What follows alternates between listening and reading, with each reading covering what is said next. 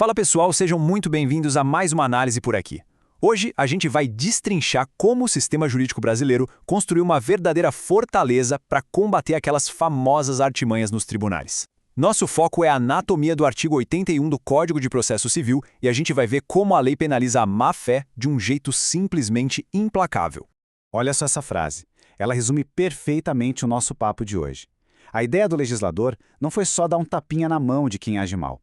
O objetivo foi eliminar, literalmente, qualquer margem de lucro para a desonestidade. A lei quer garantir que litigar de má-fé não seja só um risco calculado, mas sim um negócio financeiramente ruinoso. É para bater no bolso mesmo. E para entender como isso funciona na prática, a gente vai seguir esse roteiro rápido aqui. Vamos passar pelo fim da chicana processual, a condenação de natureza dúplice, a prova do prejuízo, o teto substitutivo, a corresponsabilidade e, por fim, a liquidação nos próprios autos. Bora lá? Ponto número 1. O fim da chicana processual. Sabe aquela história de que o crime não compensa? O artigo 81 foi desenhado exatamente para resolver o problema das ações frívolas e abusivas. Diferente de regras antigas que só diziam o que era errado, esse artigo é uma engrenagem matemática pesada. Ele é o motor processual que o juiz é obrigado a usar, sem choro nem vela, para punir o infrator e devolver o dinheiro da parte inocente. Seguindo para o nosso ponto 2, a condenação de natureza dúplice. O que os juristas adoram chamar de natureza dúplice é, na verdade, um ataque em duas frentes simultâneos. Funciona assim. O juiz tem que impor uma multa, que é o castigo pelo mau comportamento, e também uma indenização, focada em consertar o estrago financeiro da vítima. Ou seja, pune-se a falta de ética e, ao mesmo tempo, restaura-se o patrimônio de quem sofreu com a brincadeira. E aqui tem um detalhe sensacional sobre o destino desse dinheiro. Pensa na multa comum, aquela do artigo 77, que pune atos contra a dignidade da justiça. Essa grana vai direto para os cofres do Estado. Já no caso do nosso artigo 81, a grana vai inteirinha, centavo por centavo, para o bolso da parte inocente. É uma compensação direta por todo aquele estresse absurdo que a pessoa passou. Agora, falando de valores, essa parte punitiva, a multa em si, tem uma matemática bem rígida. Ela é calculada estritamente entre 1 e 10% do valor corrigido da causa. Simples assim. É uma sanção direta que independe de quem ganhou ou perdeu a ação principal. O que nos leva ao ponto 3, a prova do prejuízo efetivo. Esse é um ponto de debate gigante no dia a dia do direito. Afinal, o que precisa provar e o que não precisa? A regra é super clara. A multa de 1 a 10% não exige prova nenhuma de dano. O juiz constatou a má-fé objetiva, a multa está aplicada. Já a indenização financeira é outra história.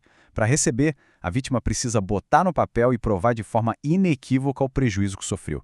Mas olha como essa indenização é completa.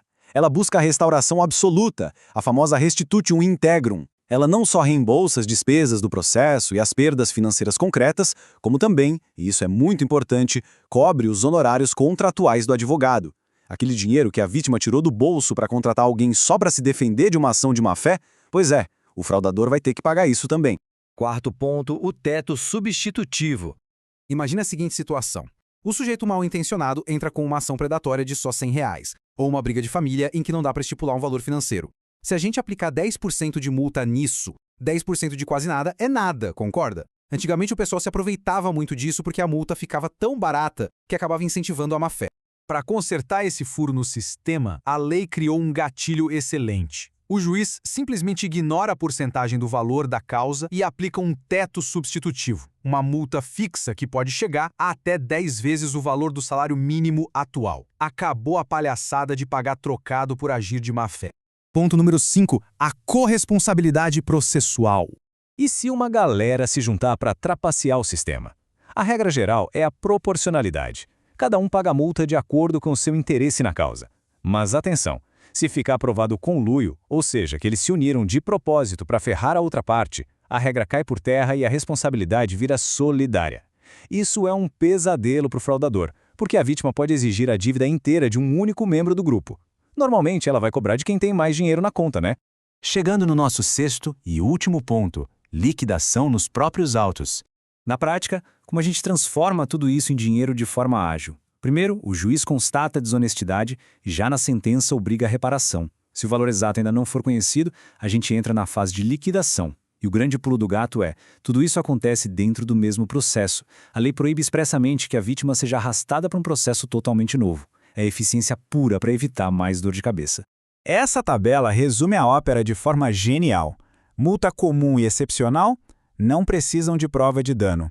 Indenização e honorários? Sim, precisam de provas e recibos. E a última coluna é a mais bonita de ver.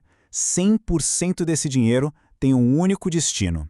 Ele vai todo para a parte contrária, para quem jogou limpo o tempo todo. A grande sacada dessa análise é perceber que, ao juntar punições pesadas, compensações totais e limites bem rígidos em um único processo, a lei brasileira destrói a viabilidade econômica do comportamento desleal. O artigo 81 pega a má-fé judiciária, que antes era um truquezinho de baixo risco, e transforma num negócio financeiramente ruinoso.